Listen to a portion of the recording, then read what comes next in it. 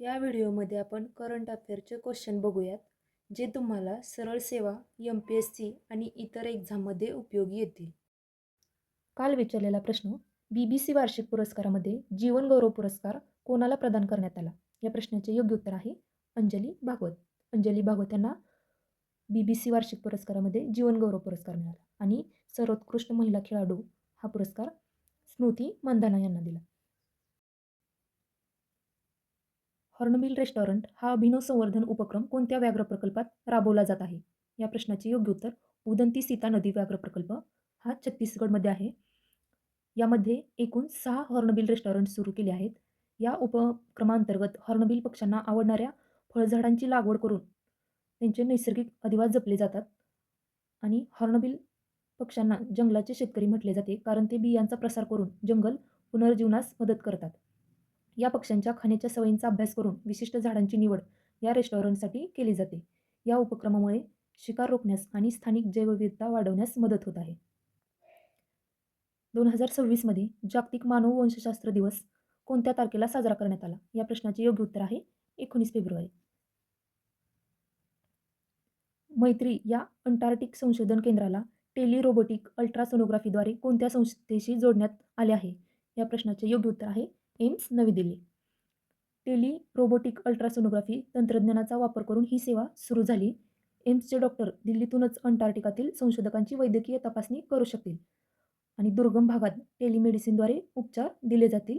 यामुळे संशोधकांना आपत्कालीन परिस्थितीत तत्काळ तज्ज्ञ डॉक्टरांची मदत उपलब्ध होईल.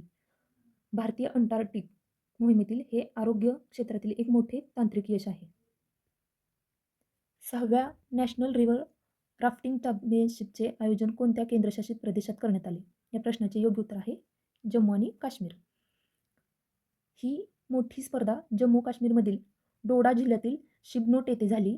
राफ्टिंगची ही रोमांचक स्पर्धा चिनाब नदीच्या वेगवान प्रवाहावर पार पडली. या क्रीडा स्पर्धेचे मुख्य शीर्षक द अल्टिमेट रिव्हर बॅटल होते. साहसी पर्यटनाला चालना देण्यासाठी पर्यटन विभागाने या नियोजन केले. देशभरातील विविध राज्यातील अनेक व्यावसायिक संघ या स्पर्धेत सहभागी झाले.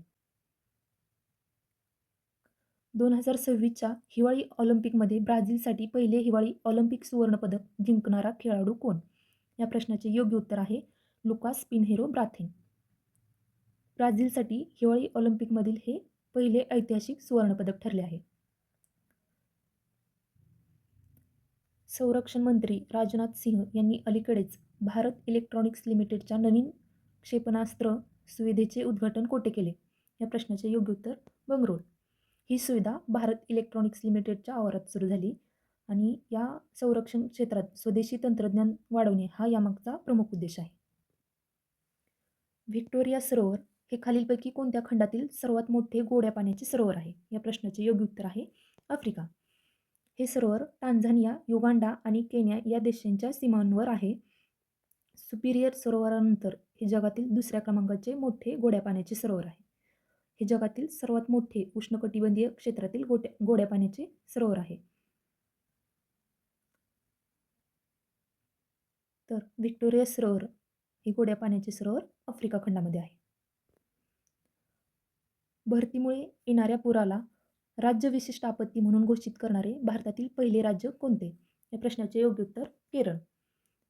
हा महत्त्वाचा निर्णय 30 जानेवारी 2026 रोजी मंत्रिमंडळाने घेतला होता. आपत्तीग्रस्तांना आता राज्य आपत्ती प्रतिसाद निधीतून थेट मदत मिळणार आहे. या निर्णयामुळे किनारपट्टीवरील 9 जिल्ह्यांमधील नागरिकांना मोठा दिलासा मिळाला. केरळ असे पाऊल उचलणारे देशातील पहिले एकमेव राज्य ठरले आहे. तर केरळ या राज्याने राज्य विशिष्ट आपत्ती म्हणून घोषित केले आहे. जागतिक सामाजिक न्याय दिवस दरवर्षी कोणत्या तारखेला साजरा केला जातो? या प्रश्नाचे योग्य उत्तर आहे 20 फेब्रुवारी. 20 फेब्रुवारीला जागतिक सामाजिक न्याय दिवस साजरा केला जातो. हॉर्मुझची सामुद्रधुनी कोणत्या 2 जलसाठ्यांना जोडण्याचे काम करते? या प्रश्नाचे योग्य उत्तर आहे पार्शियन आखात आणि ओमानचे आखात. ही सामुद्रधुनी इराण, ओमान आणि संयुक्त अरब अमिरातीमध्ये आहे. जगातील एकूण खनिज तेल वाहतुकीपैकी 30% व्यापार येथून होतो. भारत आणि आशियाई देशांना कच्चे तेल याच मार्गाने मिळते. भारतीय नौदलाने नुकत्याच प्रक्षेपित केलेल्या पहिल्या स्वदेशी बनावटीच्या कॅडेट प्रशिक्षण जहाजाचे नाव काय आहे? या प्रश्नाचे योग्य उत्तर आहे INS कृष्णा.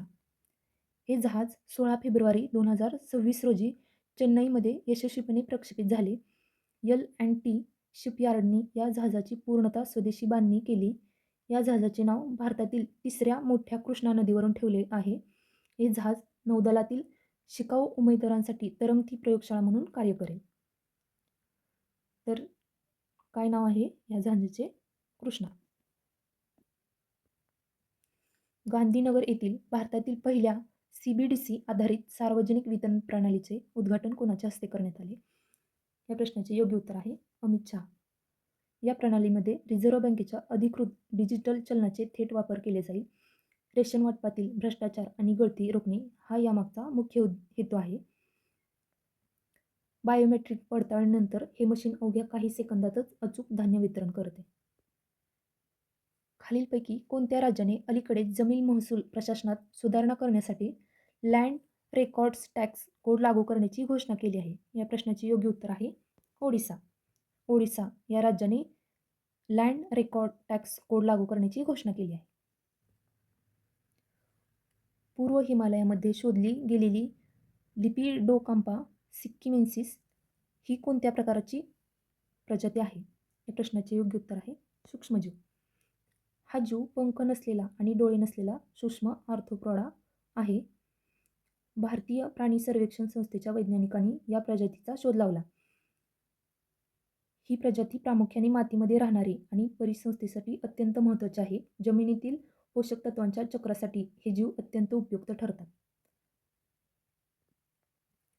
जगातील सर्वात मोठे 5210 किलो वजनाचे पारा शिवलिंग कोणत्या शहरात स्थापित करण्यात आले आहे? या प्रश्नाचे योग्य उत्तर आहे हरिद्वार.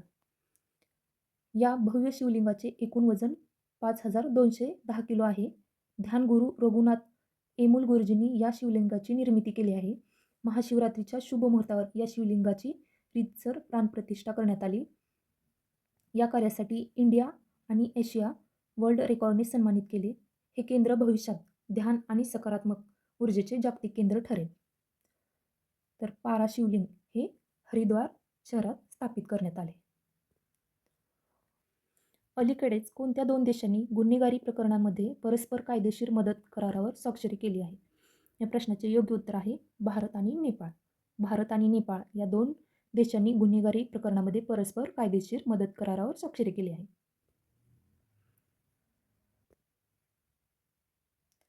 सौर ऊर्जा क्षमतेमध्ये 1 गिगावॅटचा टप्पा ओलांडणारे अलीकडील हिमालयीन राज्य कोणते?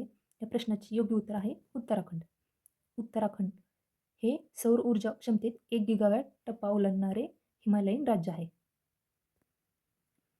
शहापूर कंडी धरण प्रकल्पाबाबत योग्य पर्याय निवडा. या प्रश्नाचे योग्य उत्तर आहे हे धरण रावी नदीवर पंजाबमध्ये पानकोटजवळ स्थित आहे. हा प्रकल्प रणजित सागर धरणाच्या 11 किलोमीटर खाली बांधला आहे.